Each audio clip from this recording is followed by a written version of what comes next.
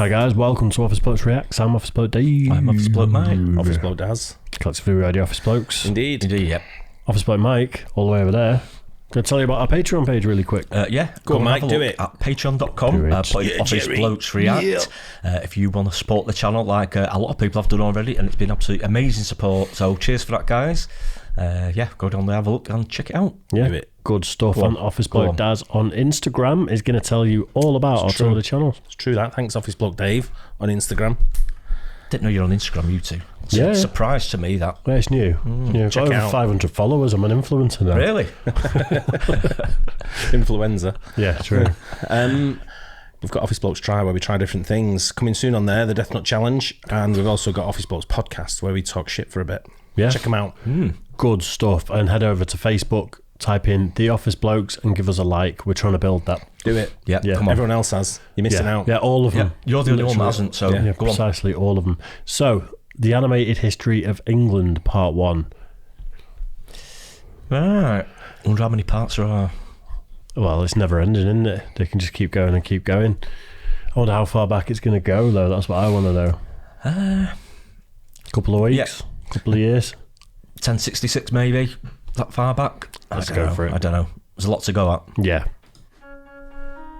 This episode is supported by CuriosityStream. Use the URL curiositystream.com/Sweeney and use the code Sweeney for 1 month free. That's not how I thought you'd A soldier Irish. peers through the brush of the forest to the camp of the Anglo-Saxons on Baden Hill. On his patrol, he notices a wandering band of heathens foraging for food. He stays hidden in the undergrowth and quietly nocks an arrow. He recalls his king, a nobleman of Britain, sound of mind and a warrior for his god, who carried a cross on his back for 3 days as a sign of his piety.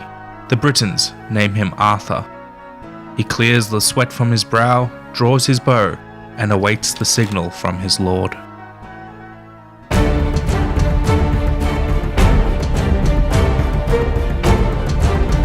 This looks proper legit, doesn't it? Yeah.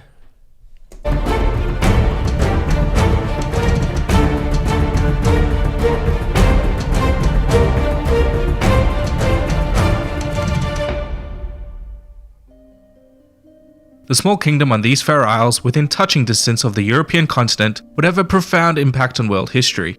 England, land of the Angles and Saxons, would conquer their neighbours and the whole world. But long before there was an England, or even before the Anglo-Saxons arrived, the land was inhabited by a mystical and warrior-like Celtic culture known as the Britons. The Celts had originated as a proto-civilization in the Hallstatt culture before migrating to most of Central and Western Europe. The Celts in Britain became what we now call the Insular Celts, divided into numerous tribes, most of whom were retroactively called Britons. Britannia was the ancient Greek word possibly meaning painted ones, although the residents of England probably called their land Albion. Rome conquered England over several campaigns, bringing with them fortified Roman-style towns, baths, aqueducts and circuses, and tons of roads.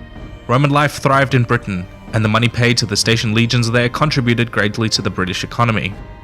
Emperor Hadrian's Wall now stands as a symbol of the extent of Roman control over the world, but they did often control areas north of the boundary in modern-day Scotland.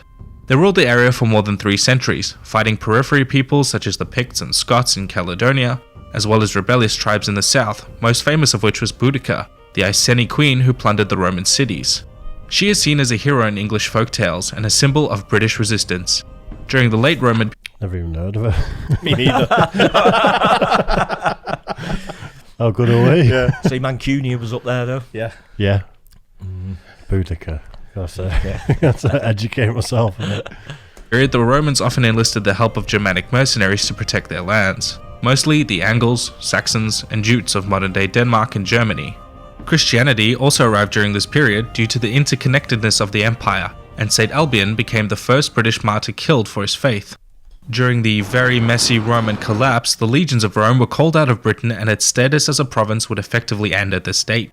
The Anglo-Saxons took advantage of the Roman collapse and invaded the island in 449, under the leadership of two brothers, Hengist and Horsa.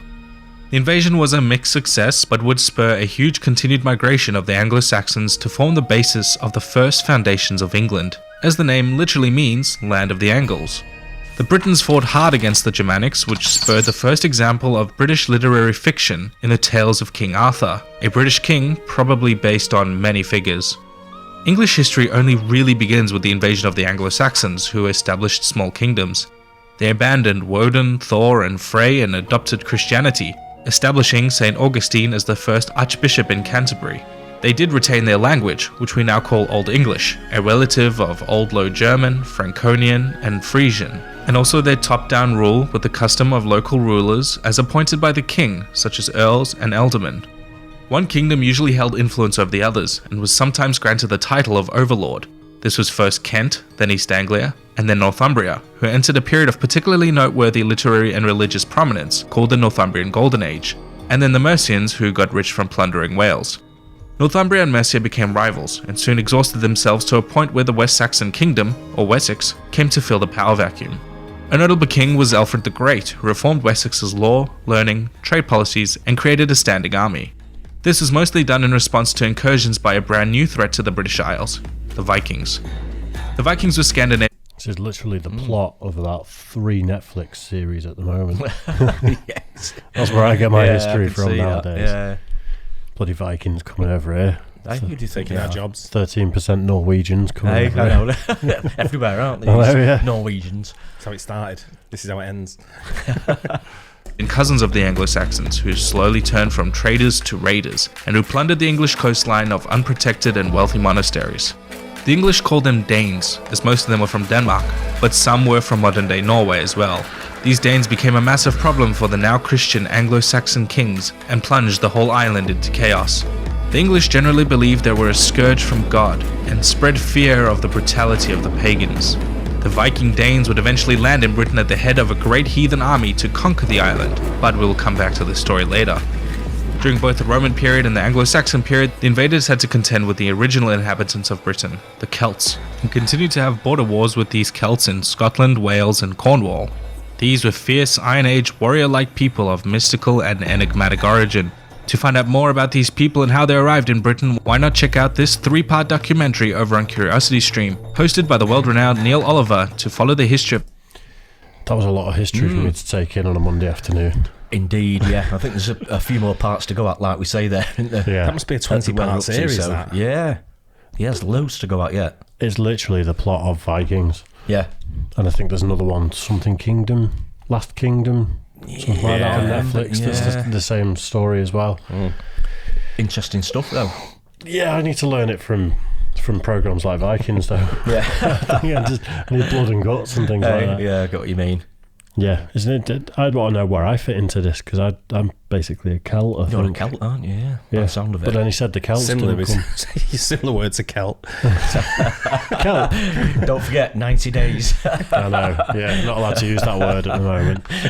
Anyway, it's an interesting one, that. Yeah, I hope you guys good. like that too. Don't forget, like and subscribe, hit the bell and all that good stuff, and we'll catch you on the next one. Cheers. Cheers.